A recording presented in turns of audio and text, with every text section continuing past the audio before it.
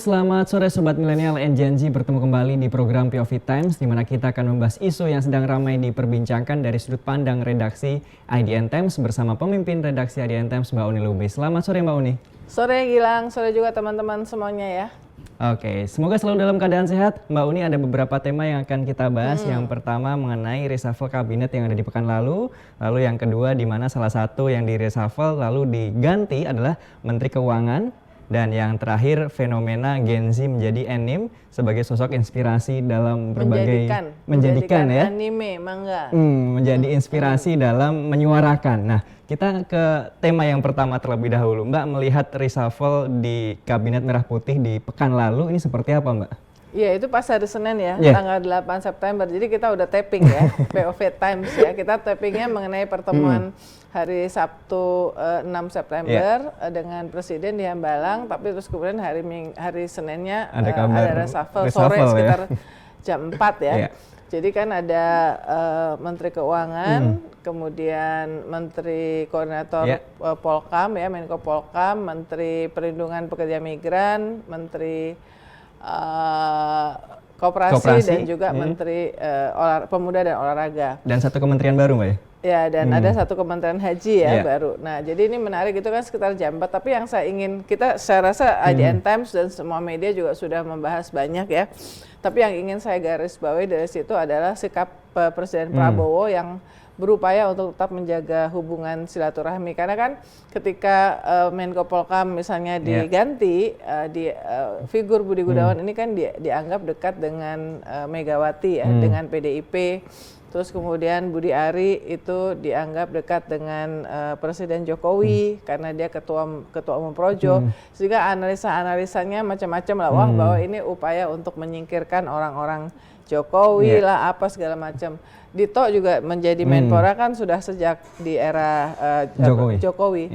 Tapi gesture yang ditujukan adalah Presiden mengutus Sekretaris Kabinet Teddy Indrawijaya langsung malam harinya untuk datang ke rumah masing-masing yang diganti ya. Jadi ada 5 ya, Menko Polkam, Menteri Keuangan, Menteri PPMI Abdullah Karding, kemudian Menpora, dan juga Menteri Koperasi. Padahal netizen sempat notice bahwa begitu diganti kemudian Budi Ari sempat unfollow akunnya Prabowo ya. Tapi sekarang sudah follow lagi ya. Nah, tapi yang menarik juga bahwa keempat menteri itu Seskap Teddy itu datang sendiri, tapi khusus untuk Ibu Sri Mulyani itu berdua dengan Menteri Sekretaris Negara Prasetya Hadi. Jadi spesial rupanya ya. Tapi intinya ini menunjukkan, saya rasa ini gestur yang baik ya, bahwa mereka sudah bekerja di bawah Presiden Prabowo, bahkan sebelumnya beberapa sudah dalam kabinet bersama-sama dengan Presiden waktu itu Menhan Prabowo ya, di kabinet Presiden Jokowi. Jadi hubungan kerja berhenti, tetapi hubungan personal tetap berlanjut, dan itu kita hargai karena kita juga mendengar bahwa ada juga yang dari sebelum-sebelumnya yang sebetulnya lumayan berjasa membantu Presiden, tetapi kemudian ketika dia sudah tidak diperlukan lagi dengan alasan apapun, itu kemudian tidak ada komunikasi sama sekali. Nah, ini kan mengutus pejabat tinggi ya, karena Mensesnek dan Seskap Teddy ini hitungannya pejabat tinggi dari istana dan orang yang terdekat dengan Presiden, datang langsung ke rumah kelimanya malam itu juga menyerahkan surat ucapan terima kasih. Saya tanya sama Seskap Teddy, masing-masing surat, saya tanya apakah suratnya sama, cuman template, ternyata enggak. Jadi masing-masing itu ada berbeda, ada yang beda-bedanya. Jadi ini juga catatan personal ya, catatan personal dari Presiden Prabowo itu kita melihatnya ini sebuah gestur yang baik. Oke, gestur yang baik. Termasuk yang menjadi sorotan salah satunya Mbak, Menteri Keuangan yang sebelumnya adalah Sri Mulyani lalu digantikan oleh Yudi Purbayasadewa yang akhir-akhir ini viral ataupun sosoknya ada di sosmed viral gitu. Macam-macam, juga viral karena statementnya yang dianggap bold, ada yang melihatnya kepedean baru hari pertama. Udah membuat statement-statement yang terlalu percaya diri, lalu ada konteks anaknya juga ya. Tapi kita nggak akan membahas itu ya. Saya ngelihat bahwa misalnya policy, jadi sebagian masyarakat juga melihat bahwa dia mungkin promising ya. Kita sudah terbiasa dengan 14 tahun lebih dengan Ibu Sri Mulyani yang sangat disiplin fiskal ya, menjaga defisit di APBN itu di bawah 3% sesuai dengan Undang-Undang APBN. Kemudian debt to GDP ratio atau rasio utang terhadap PDB itu ya Indonesia itu tergolong yang relatif rendah lah, 38 sampai 39% nanti ditampilkan grafisnya ya.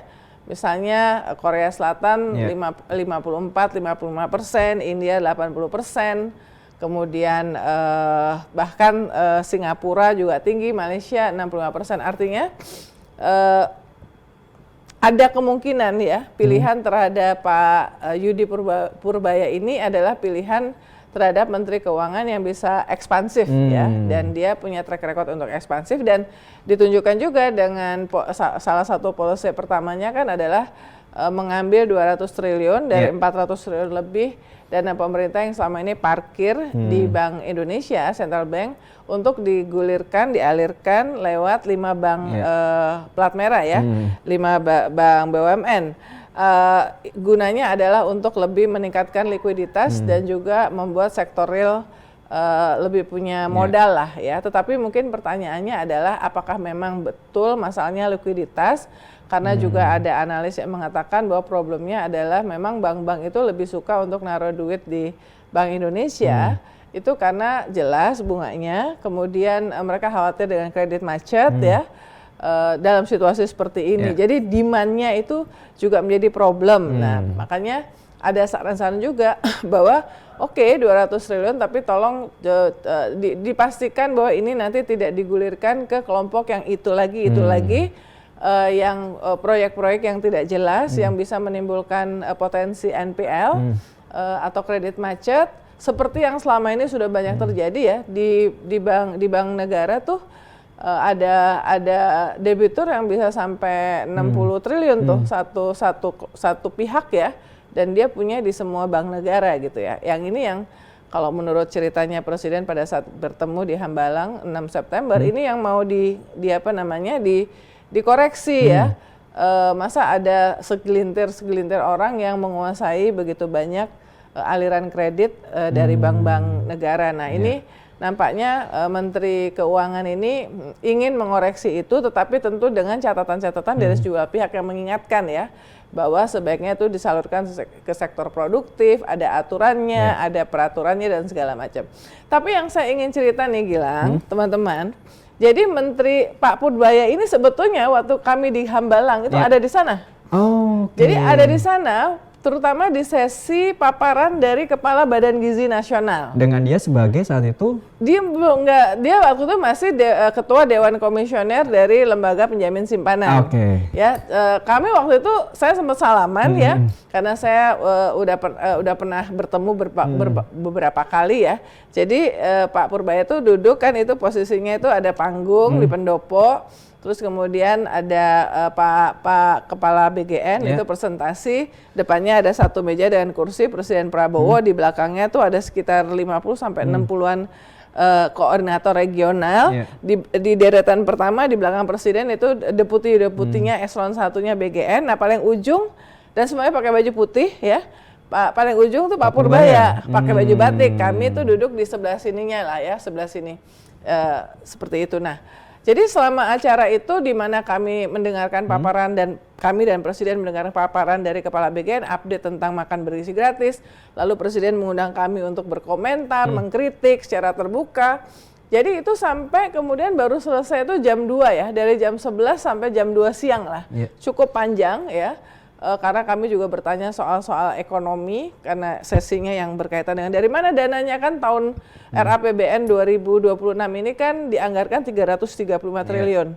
Dari RAPBN kita yang 3.700 triliun, jadi 10%-an itu adalah untuk MBG saja. Gimana tuh dapat dananya segala macam, dan selama diskusi itu kritik kami misalnya soal kualitas dari menu, kemudian apakah benar di setiap saya mempertanyakan apakah betul klaim bahwa di setiap SPPG atau dapur yang pada saat itu di jumlahnya 7.300-an sekian itu benar-benar 3.000 penerima manfaat ya kan mayoritas penerima manfaatnya memang anak sekolah tetapi kan ada juga ibu hamil dan segala macam. Nah dijawab oleh kepala BGN tuh benar 3.000 ya kita sih ngecek di lapangan ya ada juga yang nggak 3.000 tapi samanya hitungan-hitungannya hitungan kali tambah-tambahnya sama kepala BGN tuh diantepin aja. Jadi September nanti akan ada September ini akan ada 14.000 SPPG atau dapur dikali 3.000 berarti akan ada 42 juta penerima manfaat. Jadi lonjakannya tinggi dari pidato Presiden tanggal 15 Agustus yang di situ Presiden mengatakan 20 juta. Ingat nggak? Dari Agustus ke September. 15 Agustus jadi 1,5 bulan nambah 22 juta ya kita perlu cek dan saya rasa Pak Purbaya yang sekarang Menteri Keuangan itu melihat itu bagaimana intens pertanyaan-pertanyaan kami berkaitan dengan MBG dan makanya saya tidak heran ketika salah satu pernyataan awal yang itu disampaikan juga pada saat RDPU di DPR itu dia mengatakan berencana menerapkan mekanisme jumpa pers rutin sebulan sekali bersama BGN menyusul masih rendahnya penyerapan anggaran program MBG ya. Langkah ini diambil agar BGN bisa memberikan penjelasan secara langsung pada publik mengenai perkembangan realisasi anggaran. Menurut kita di POV Times ini positif ya. Karena kan dia bilang jadi sekarang itu program MBG kan tadi saya katakan dapat alokasi tahun 2025 itu 71 triliun. Tapi realisasinya sampai minggu lalu baru mencapai 13,2 triliun. Jauh banget kan? Ya, sementara targetnya sampai akhir tahun ini penerimaan manfaatnya 82,9 juta. Wajar kalau semua pihak bahkan termasuk orang-orang di pemerintahan yang bicara kepada saya, menteri apa segala macam semua itu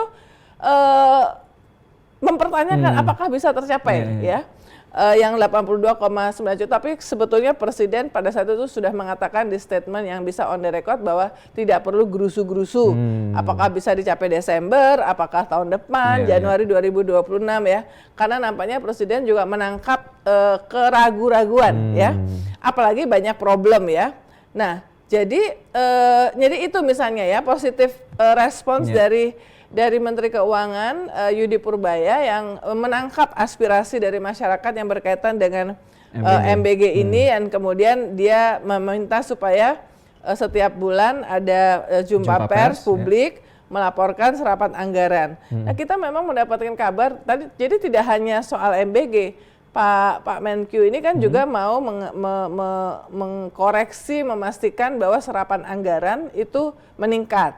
Saya bicara dengan misalnya petinggi di DPR yang mengatakan bahwa memang ada problem dengan serapan anggaran sehingga kemudian sulit untuk membantu untuk menopang angka pertumbuhan. Karena apa? Para menteri ini takut untuk merealisasikan programnya. Dikit-dikit nanya. Sampai orang petinggi lah, saya nggak usah sebut namanya.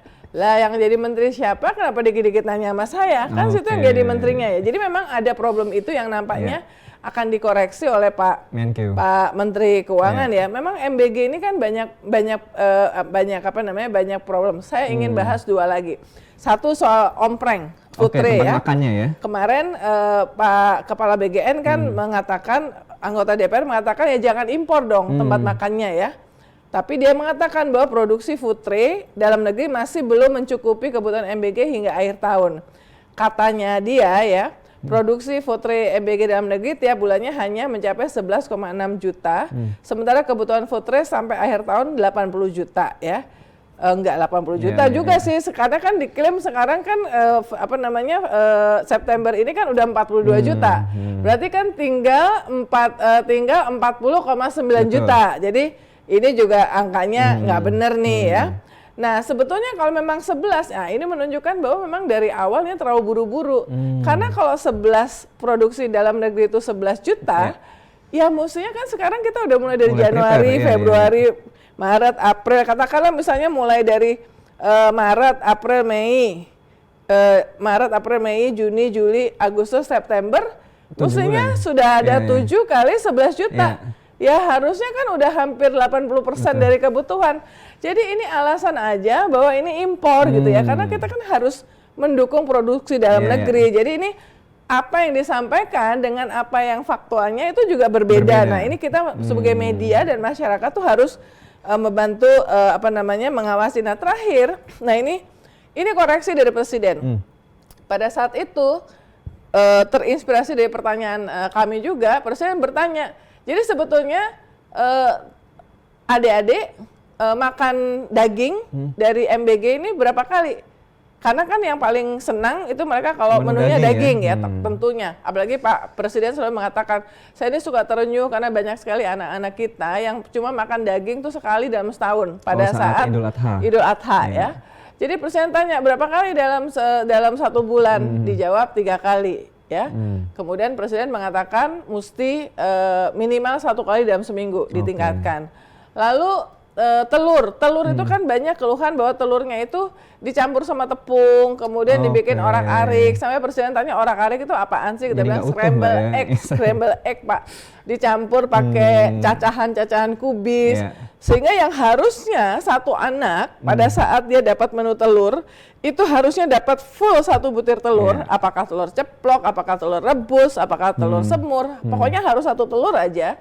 Jadi bisa di pelaksanaannya itu bisa jadi 1 telur karena dicampur-campur sama dijadikan orak-arik, itu kemudian jadi 2 untuk 2 anak. Kan ini juga penyalahgunaan dari hitungan yang gizi ya.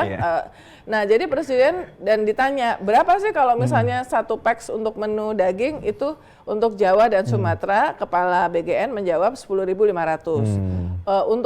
Untuk ayam itu 8.500 untuk yang menu ayam ya, hitungannya per packs. Untuk yang telur 6.500 ya, untuk tentu dengan catatan 1 butir. Nah ini Jawa, Sumatera tentu hampir sama, tetapi memang untuk daerah timur seperti Papua segala macam yang biaya transportasi logistiknya lebih mahal, pasti itu lebih mahal dan itu diperhitungkan oleh pemerintah. Tapi intinya teman-teman semuanya yang lagi nonton, Presiden ini sudah memerintahkan bahwa harus pada saat menu telur harus 1 butir telur. Utuh ya. Untuk 1 anak, 1 penerima manfaat ya, kan ada ibu hamil juga ya. Kemudian 6.500 satu porsi untuk itu di luar biaya masak ya, untuk yang menu telur. Ayam 8.500. Maksudnya kalau ayam 8.500 tuh maksudnya minimal harusnya maksimal tuh 1 ekor potong 12 ya. Maksudnya enggak yang kayak segini, kayak beberapa gambar yang kita monitor tuh kan cuman kayak kecil banget gitu ya, kayak sempol jatuhnya kan. Terus kemudian yang daging juga, nah Presiden minta daging itu minimal 1 kali dalam 1 minggu. Nah ini yang perlu kita awasi bersama-sama teman-teman, semuanya di seluruh Indonesia, masyarakat perlu mengawasi apakah perintah Presiden ini dijalankan dengan benar, plus untuk mencegah terjadinya keracunan. Dan Presiden mengatakan zero defect, tidak boleh ada lagi keracunan. Padahal kita lihat ya hari-hari ini masih terus-menerus terjadi keracunan, dan bahkan ada kepala sekolah di daerah di Jawa Tengah tuh yang protes dan gurunya karena harus nyicipin dulu untuk memastikan. Jadi mengorbankan gurunya untuk memastikan bahwa murid, padahal semuanya yang nggak boleh keracunan, nggak cuman gurunya, muridnya, tapi semuanya yang mencicipi harusnya ini. Jadi ada persoalan dalam tata kelola. Nah, tata kelola, nah ini pada saat itu dijanjikan kan Pak Dadan kalau ditelepon, malam itu sempat kan kita sampai malam ya, sampai jam 12 malam. Telepon, siap Pak, siap gitu ya, pokoknya semuanya siap gitu ya. Jadi kita yang harus sama-sama mengawasi karena Transparansi Internasional Indonesia juga melihat ada beberapa hal yang menjadi masalah ya, pengawasan, kemudian potensi korupsi di level pelaksanaan kayak tadi tuh. Gimana tuh? 1 anak kan dapat 6.500 katakanlah, bener 6.500. Ya tapi ternyata telurnya itu nggak 1, telurnya jadi 2. Di situ kan ada pengurangan ya, jatah dari 6.500. Nah itu ke siapa tuh? Misalnya seperti itu ya. Ini yang menarik yang berkaitan dengan MBG yang hubungannya dengan bagaimana sikap dari Menteri Keuangan Yudi Purbaya yang kita harapkan benar-benar seperti itulah ya. Oke. Termasuk waktu di Hambalang sebelumnya Mbak, ini kan membahas MBG, lalu malamnya membahas mengenai aksi demonstrasi maupun tuntutan dari masyarakat lainnya yang akhirnya masyarakat ini menggunakan simbol maupun figur termasuk dari anime yang dijadikan sebagai peraga untuk menyampaikan suaranya, termasuk di berbagai negara ya, ada menggunakan bendera One Piece salah satunya di Nepal, di Prancis, di Indonesia apalagi Mbak ya. Nah, ini Jolly Roger dan pakai topi straw hat. Nah, betul. Jerami itu ya. Jerami. Melihatnya gimana Mbak? Ya, ini menarik. Jangan lupa ya, saya ini kan pamratnya Duniaku juga. Oke, betul.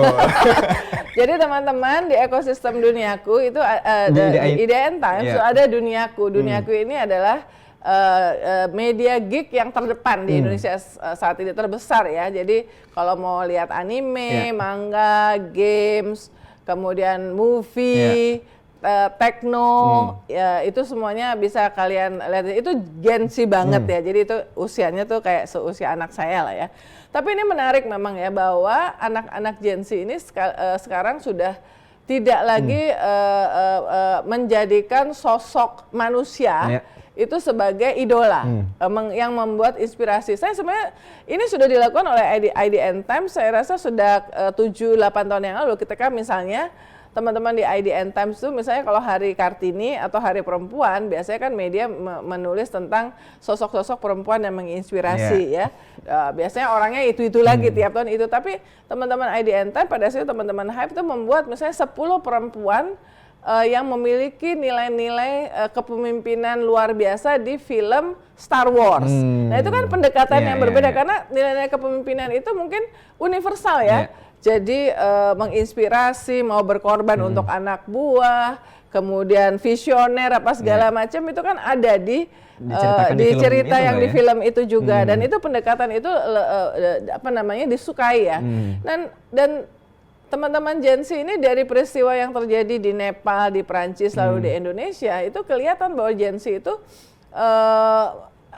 yang namanya family buat mereka itu bukan lagi keluarga dalam artian bapak, ibu, kakak, adik, apalah paman segala macam. Mereka itu udah punya definisi family itu yang udah global dunia, karena family buat mereka tuh yang dimana mereka bisa share value, nilai-nilai yang sama. Transnasional antar negara dan lewat apa? Lewat kegemaran dan inspirasi dari anime ini ya, yang lagi yang One Piece, Mbak, ya? One Piece ya. Kemarin di Pesta Pora banyak loh yang pakai topi straw hat, saya lihat ya di Pesta Pora. Ada yang bawa bendera juga Mbak? Ada yang bawa bendera Jolly Roger juga ya, karena kan Monkey D. Luffy itu kan meskipun dia bajak laut juga, tapi dia bajak laut yang baik dan dia melawan bajak laut yang jahat ya, melawan kezoliman, kekuasaan dalam arti bajak laut yang mafia, bajak laut yang jahat. Tapi juga yang tidak kalah populer sekarang itu adalah Demon Slayer Kimetsu no Yaiba ya, filmnya kan live movie-nya Infinity Castle, di mana Tanjiro Kamado melawan yang punyanya si Infinity Castle itu ya, Muzan Kibutsuji, ultimate-nya. Tapi ini juga sama, jadi dia melawan demon ya, karena orang tuanya dibunuh oleh demon, bahkan adiknya itu dipaksa, disiksa sedemikian rupa sehingga terpaksa menjadi demon juga. Nah, ini melawan kezoliman. Ada nilai-nilai bagaimana mempertahankan atau membantu memperjuangkan keluarga, ya, kasih sayang keluarga apa segala macam. Ya, ini hal-hal seperti ini tuh deket sama anak-anak Gen Z ya. Satu, mereka baik di Prancis itu kan sejak Mei itu gara-gara efisiensi, makanya ada yang diusung itu adalah blokir semua ya. Kemudian yang di Nepal itu luar biasa, awalnya sama seperti Indonesia, kemarahan melihat elit yang tidak peduli dengan penderitaan rakyat, termasuk anak Gen Z. Anak Gen Z kan punya orang tua, punya keluarganya orang tuanya di PHK, sulit mendapatkan pekerjaan, mereka sendiri lulus dari universitas juga tidak ada jaminan dapat pekerjaan. Jadi dalam situasi seperti itu mereka benci melihat elit politisi yang tone deaf, tuli ketika dikritik, dan bahkan bersikap arogan ketika dikritik karena cara mereka yang flexing ya, kemewahan apa segala macam.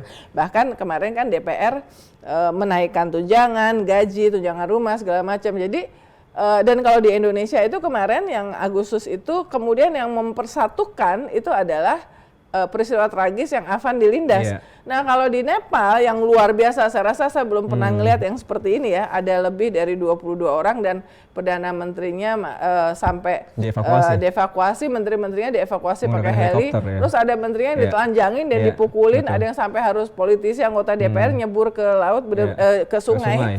Nah ini parah sih ya, tapi yang mempersatukan di Nepal itu adalah ketika supaya merespons kritik terhadap elit dan kekuasaan yang flexing dan tidak peduli terhadap penderitaan rakyat, Perdana Menterinya merespon dengan memblokir 26 media sosial termasuk YouTube dan Facebook. Itu yang mempersatukan. Jadi sebetulnya akarnya itu adalah protes keras terhadap ketidakadilan, kezoliman, ketidakpedulian dari elit penguasa, tapi ada hal yang membuat itu jadi bersatu. Yang mempersatukan di Nepal itu adalah pemblokiran media sosial. Jadi kan Gen Z ini kan nggak bisa lepas dari media sosial, dan saya rasa itu nggak cuma di Nepal, dari seluruh Indonesia. Jadi jangan coba-coba ya siapapun, termasuk pemerintah Indonesia. Kalau misalnya mau memblokir media sosial apa segala macam, jangan kaget kalau apa yang terjadi di negara lain, terutama di Nepal itu bisa kejadian ya. Jadi ini kita harus belajar, dan Gen Z ini memang sebenarnya bukan Gen Z, banyak yang milenial. Jadi banyak pop culture ya, pop culture itu yang sebetulnya sudah menjadi rujukan inspirasi Gen Z ya. Karena saya ARMY, BTS, misalnya lagu-lagunya BTS juga ya. Ini saya catat nih, ada banyak lagu BTS yang isinya adalah kritik terhadap kekuasaan atau pemerintah. Misalnya Bab Sae ya, Silver Spoon itu mengkritik kok Gen Z dapat kesenjangan gajinya itu jadi lebih kecil apa segala macam gitu ya. Bagaimana perspektif dari orang tua ke Gen Z itu kok kayaknya dianggap Gen Z itu nggak bisa ngapa-ngapain gitu loh. Nah kemudian Am I Wrong, kritik ke elit yang egois terhadap penderitaan rakyat. Ya ini inspirasi dari tragedi Ferry Sewol tahun 2014 ya. Di sini konteksnya adalah lemahnya penegakan hukum. Lalu ada NO, kritik sistem pendidikan yang cuma kejar peringkat. Kita lihat di drakor-drakor kan kayaknya di sana tuh orang tua tuh kayaknya tuh anaknya tuh harus nilainya tuh tinggi terus supaya bisa masuk. Jadi membuat membuat orang makin anak-anak yang nggak pinter, kurang pinter itu jadi disingkirkan. Nah, ada banyak lagi ya.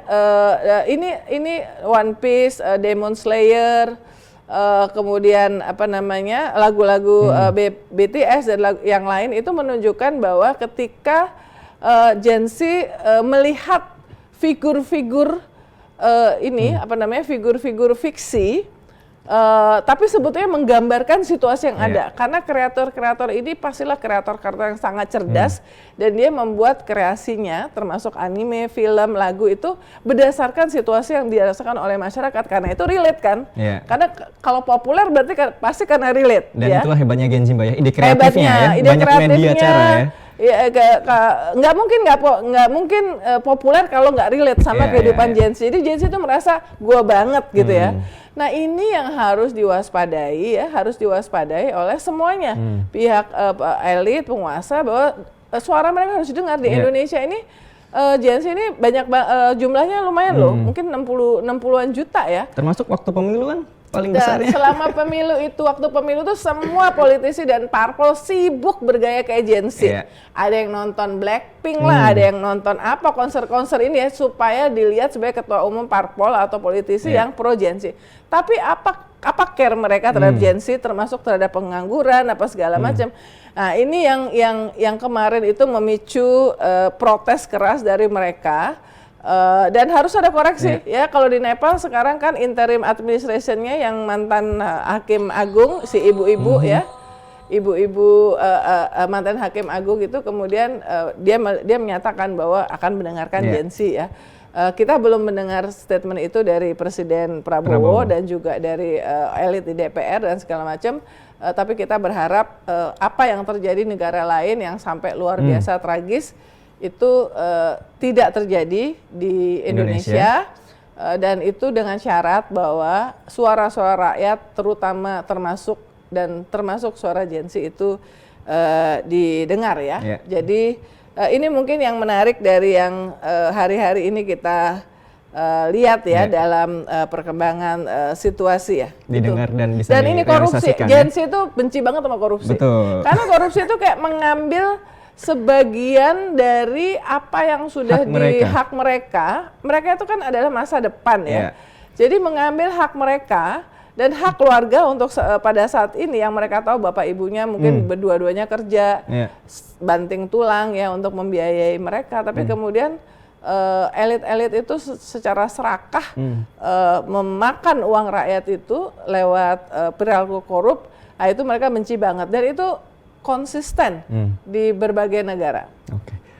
Dan itu tadi episode POV Times kali ini. Kita bertemu di episode berikutnya. Salam sehat selalu Sobat Milenial and Gen Z.